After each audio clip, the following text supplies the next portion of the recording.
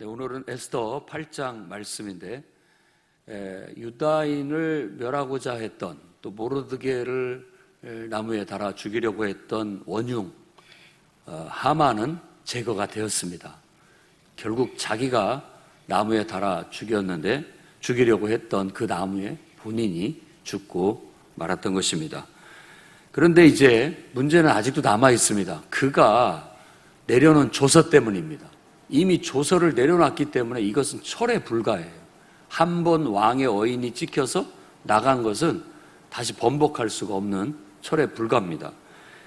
그래서 그 문제를 가지고 에스더가 왕 앞에 나아가 모르드게와 함께 호소를 하게 됩니다. 하만의 재산은 다 에스더에게 주게 되었고 그 집을 관리하는 것은 모르드게에게 맡기게 되었고, 하만이 가졌던 총리 대신의 지위, 그러니까 왕의 인장 반지를 관리하면서 어인을 찍는 일은 바로 다시 모르드게에게 하게 해줬던 겁니다. 그러니까 다니엘처럼 혹은 요셉처럼 그런 총리가 될 수 있었던 겁니다. 그래서 왕이 허락하기를 조서는 철회할 수 없지만 왕의 인장 반지가 있으니까 너희가 새로 조서를 써서 내려라 라고 해서 새롭게 조서를 써서 이번에는 바로 유다인들에 다 모여서 자신들의 생명을 보존하게끔, 그리고 자신들을 죽이려고 했던 대적들을 오히려 그들을 진멸할 수 있도록 조서를 내리게 되었습니다. 그 날은 그대로 12월 13일로 하게 된 겁니다. 새로 조서가 작성된 것은 시완월이라고 하는 달이었는데, 그러니까 이 바벨론이나 메소포타미아 그 문명에서 쓰는 달 이름이라고 볼 수 있어요. 근데 이건 셋째 달에 해당됩니다. 3월, 그러니까 1월 달에 진멸하라는 조서가 내려졌다면 이제 3월 달에 바로 이 새로운 조서가 내려지게 됐고, 그것의 시행은 12월 13일이 되게 됩니다. 그러니까 아직 여유가 있는데, 지금과 같이 이렇게 통신이 발달된 때는 금방금방 되겠지만 127도의 그 넓은 지역을 다 이게 퍼지기까지는 많은 시간이 걸리는 것을 알 수 있습니다. 그래서 결국 원수를 갚게 되는 것이 허락됐다라는 것이에요.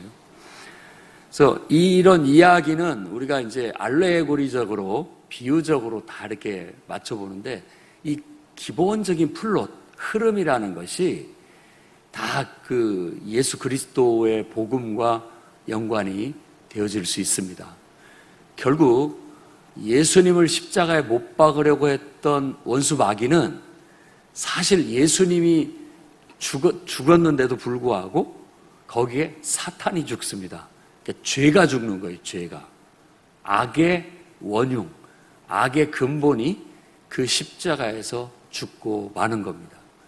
그러니까 우리도 똑같습니다. 예수님의 십자가를 바라본다라는 것은, 십자가를 바라보고 우리가 그것을 이렇게 마음에 새긴다라는 것은 예수님의 죽음 안에서 내가 죽는 것을 의미하는 거예요.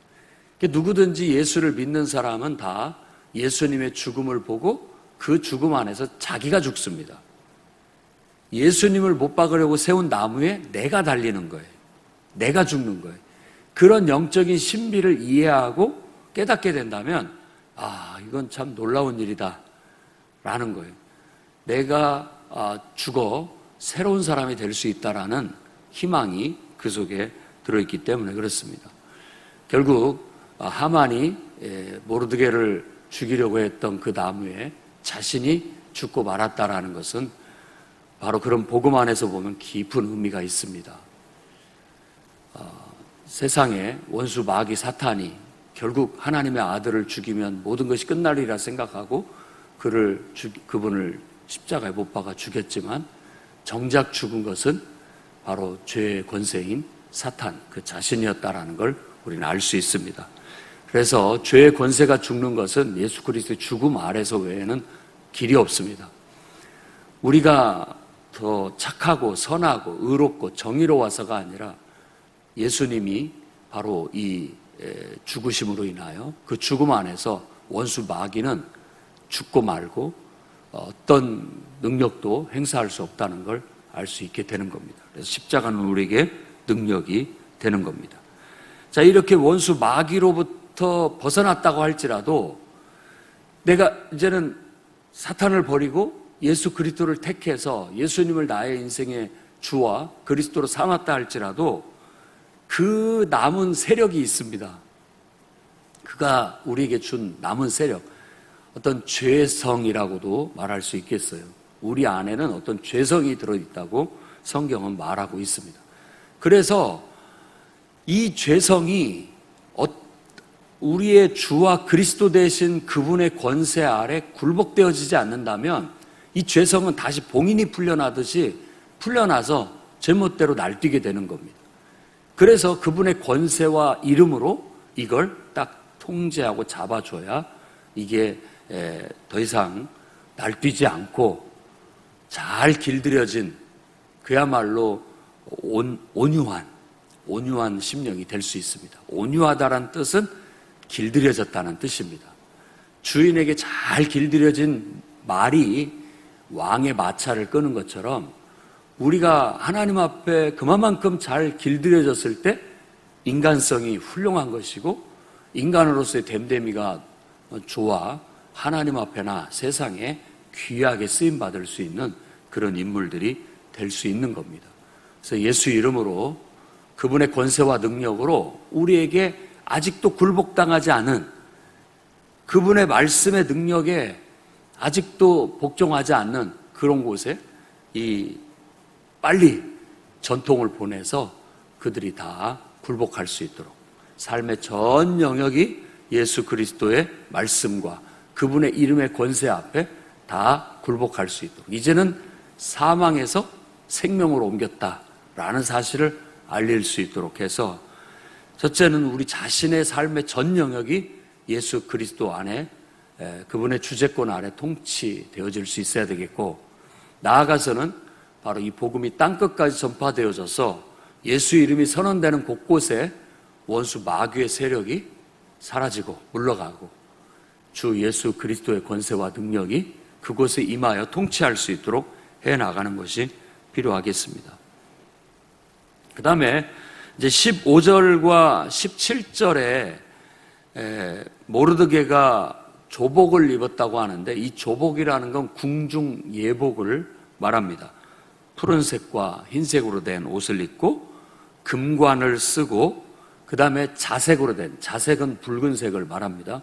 자색으로 된 겉옷을 입고 예수님의 그 홍포처럼 붉은색 겉옷을 입고 이렇게 이제 왕궁에서 퇴청하는데 그 모습을 아주 영광스럽게 존귀하게 묘사를 해놨습니다.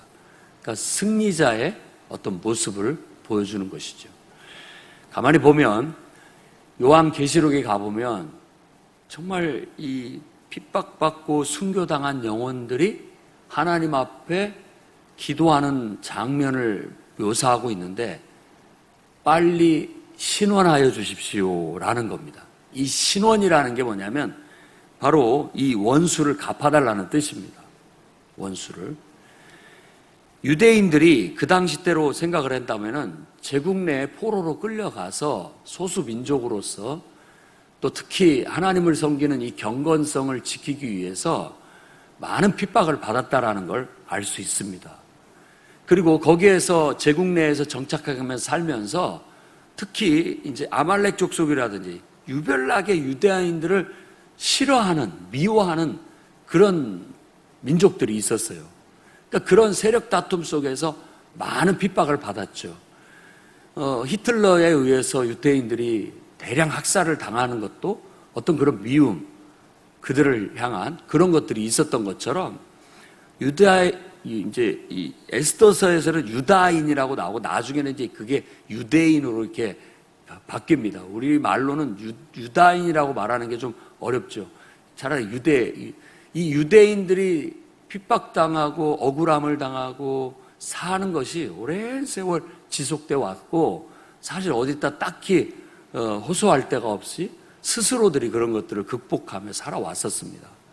그런데 이번 기회에 그거에 대한 원수를 갚을 수 있는 그런 기회를 하나님이 주신 겁니다. 근데 이 신원, 원수를 갚는 것, 정의를 실현하는 것이 성경의 하나의 주제예요. 근데 우리는 본성적으로, 또 어떤 사람은 이걸 좋아하는 사람들도 있을 수 있습니다. 시원한 일이죠. 정말 앓던 일을 뽑는 것 같고, 어떤 병든 부분을 도려내는 것 같고, 썩은 부위를 잘라내는 것 같은, 우리에게서는 없어서는 안 될 정의 실현이에요. 근데 이게 정말 이 자유주의 이 사상 속에서는 정의 실현을 악으로 보기도 합니다. 그걸 나쁜 걸로 생각을 해요. 어떤 폭력, 또 어떤 체벌, 어떤 이런 것들을 약간 그냥 덮어놓고 왜 인간의 어떤 권리를 마음대로 박탈하냐. 그래서 인권이라는 것에 대해서 좀 깊이 생각을 해봐야 할 필요가 있습니다. 그 뜻을 모른다는 것이 아니에요. 그러나 정의도 실현이 돼야 됩니다. 분명한 정의가 실현이 돼야 돼요. 그리고 이제 이런 문제에 더 넓은 여러 가지 토론, 그리고 또 서로 의견이 다른 것들이 사형제도 같은 거죠. 사형제도. 사형을 시켜야 되냐 말아야 되느냐. 이런 거. 우리나라는 사형을 이렇게 딱 사형을 선언은 하지만 언제부턴가 사형이 집행이 안 되고 있습니다. 인권 때문에 그렇습니다. 인권 때문에 집행을 안 하고 있어요. 사형 선고는 받았어도 죽지는 않고 있습니다. 과연 어느 것이 정의 실현인가 한번 생각을 해봐야 되고, 성경에서는 마지막 날 하나님께서 악과 저주를 걷어내실 때 결국 이 모든 정의가 실현되게 될 것이다 라는 걸 얘기하고 있고, 또 성경에 흐르고 있는 정신 속에는 어떤 면에 있어서 냉엄한 정의 실현이 보여집니다. 냉엄해요. 그러니까 뭐 가나안 정복이라든지 이런 것들에 대해서 사람들이 좀 부정적으로 받아들이는 경우가 있고, 또 이제 오늘 이 에스더서에서도 자기 민족이 구원받은 건 괜찮은데 왜 또 대적들을 다 또 똑같이 죽여야 되느냐라는 문제에 있어서도, 이런 문제에 있어서 용서하고 품어주고, 이것이 예수 그리스도의 정신이면 분명합니다. 그러나 예수 그리스도의 용서와 포용 속에는 자신의 죽음이 들어있다는 걸 알아야 됩니다. 대가 없는 용서나 포용은 없는 거예요. 그런데 이걸 너무나 우리가 잘못 받아들여가지고 대가 없이 용서받고 포용해 주는 것을 좋은 것, 착한 것, 선한 것으로 생각할 오류가 있을 수 있어요. 그건 왜곡입니다. 그렇게 됐다가는 이 세상은 완전히 망쳐지고 말 거예요. 망쳐질 수밖에 없습니다. 누군가의 용서가 있으려면, 누군가의 포용이 있으려면 그에 합당한 대가, 지불이 돼야 됐던 겁니다. 우리가 정말 용서를 얘기할 수 있고 무한대의 용서와 사랑을 얘기할 수 있는 데에는 하나님의 성육신과 그분이 우리를 대신하여 십자가에 죽으시는 그 고통과 희생이, 그 핏값이 지불되었기 때문에 가능한 겁니다. 그 값이 야 공짜야 공짜 이게 아니라 세상에서 가장 비싼 것이라는 걸 알아야 된다라는 거예요. 비싼 값어치, 대가를 지불하고 내가 용서받을 수 있었던 거고 죄로부터 해방될 수 있었다라는 그런 것으로 알아야 됩니다. 그래야 다시는 죄를 짓지 않을 수 있고 죄에 대해서 무서워할 수 있고 그 은혜에 감사할 수 있는 거예요. 근데 이런 것들이 자꾸만 이 좀 자유주의 사상 속에서 자꾸 희석되는 것 같아가지고 가끔 가다가 안타까울 때가 있고, 이건 좀 또 다른 왜곡이 아니냐라는 생각이 들 때가 있다라는 겁니다. 분명히 성경에서도 원수 갚는 것, 분명하게 악을 악이다 하고 악에 대해서 처벌을 해야 되는 거, 이런 것에 대해서는 단호하게 얘기되어져 있고 하나님의 한 속성으로 말해지고 있고 하나님이 그러기 때문에 세상의 질서와 평화가 유지될 수 있다는 것도 말하고 있는 겁니다. 그래서 저도 한때 그런 착각을 했는데 내가 하나님보다 더 착한 채 하는 거예요. 내가 하나님보다 더 정의로운 채 하는 것이죠. 하나님 왜 그렇게 잔인하게 이렇게 역사하시는 거예요? 왜 이렇게 하십니까? 라는 것은 내가 하나님보다 더 착하다는 뜻이잖아요. 내가 더 정의롭다는 뜻이기도 하고. 하나님의 그 큰 마음을 우리가 어찌 이해하겠습니까?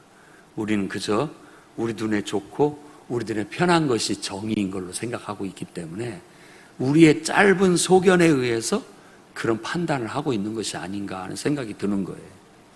그래서 내가 좀 못 받아들일 만한 어떤 것이라 할지라도 하나님은 나보다 훨씬 더 크고 공의로우시고 사랑이 많으시고 좋으신 분이기 때문에 그분을 이해하려고 하면서 맞춰가는 것이 필요하다는 거예요.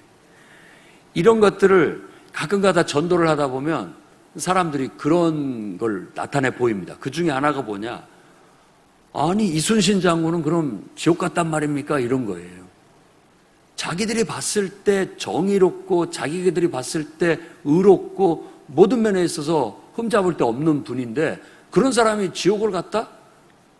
나는 못 받아들이겠다 이런 것인데 그 의미 속에는 자기의 판단이 하나님보다 더 옳고 자기가 봤을 때 그분은 선하다고 생각을 한다라는 것이고 그것에 비해서 이순신 장군보다 하나님은 더 정의롭지도 사랑이 많지도 선하지도 않은 분이라는 그런 평가가 들어있는 거예요. 그랬을 때 우리는 늘 말씀을 드리지만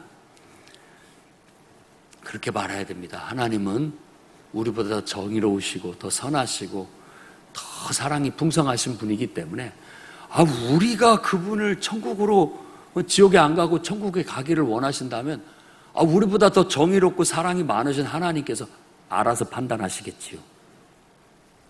안 그렇습니까? 하나님이 알아서 판단하시겠지요. 그분의 구원 문제는 하나님께 맡기고 내 구원 문제에 집중합시다 해서 그걸 끌고 와야 되는 겁니다. 지금 나의 구원에 대해서 얘기를 하려고 하는 거예요. 그분은 하나님께서 천국을 보내신다고 할지라도 저는 그거 하나님 잘못됐다고 말하지 않을 겁니다. 하나님이 알아서 하실 일이에요. 하나님은 정의롭고 그야말로 선하시고 온전하신 분이기 때문에 나의 판단을 넘어설 수 있는 위대한 분이시기 때문에 그분이 알아서 하시는 것은 군말할 것이 없습니다. 이제 우리의 구원, 우리의 죄 이건 어떻게 한단 말입니까? 돌아와서 예수 그리스도의 공로가 아니면 그분의 십자가의 은혜가 아니면 우린 죄사함 받을 수 없습니다. 오늘 그분의 십자가의 은혜를 받아들이겠습니까? 해서 그를 구원으로 인도할 수 있어야 되겠습니다. 그게 바로 하나님의 정의 실현이고 바로 그것이 실현되는 날 이 모르드게가 조복을 입고 관복을 입고 관을 쓰고 정말 존귀함을 받아서 쫙 걸어 나오는데 그 모습이 너무 영광스럽고 아름다운 것처럼 마지막 날 바로 하나님 앞에 구원받고 영광을 얻을 성도들의 모습도 그 속에서 보여지게 되는 겁니다. 더 나아가 유다인들 모두도 그 명성이 높아져서 유다인이 되려고 하는 사람들이 많았다. 그리고 많은 사람들이 유다인이 되었다라는 것은 사도행전 2장에 나와 있는 것처럼 하나님의 은혜가 그렇게 넘치니까 많은 사람들이 예수 믿고 구원받는 사람이 많았다라고 말하는 것처럼 될 수 있고 오늘날로 친다면 정말 하나님께서 역사하시고 은혜를 베풀어 주셔서 교회와 성도들의 명성을 높여주시니까 많은 사람들이 나도 예수 믿어야 되겠다, 나도 교회 가야 되겠다 하는 사람들이 더해지게 되었다라는 것이고 최종적인 결과는 바로 예수 그리스도의 재림 때에 이와 같은 영광과 존귀를 얻게 된다라는 걸 보여주고 있는 거예요. 이런 이야기 속에 얼핏 예수 그리스도의 진리를 담고 있는 걸 알 수 있습니다. 그래서 구약은 히브리서가 말한 것처럼 몽학선생이고 그림자고 모형입니다. 실제이신 예수 그리스도를 보고 구약을 다시 보니까 다 연관되는 거예요. 그렇게 해석이 되는 거예요. 그 해석이 참된 해석이라는 걸 우리가 알고 오늘 또 그날이 속히 오기를 바라는 마음에서 아멘. 주 예수여 속히 오시옵소서. 오셔서 이 땅의 악과 저주를 다 멸하시고 속히 우리를 구원하여 주십시오 라고 기도하며 나아가는 저와 여러분이 되기를 주의 이름으로 축원합니다.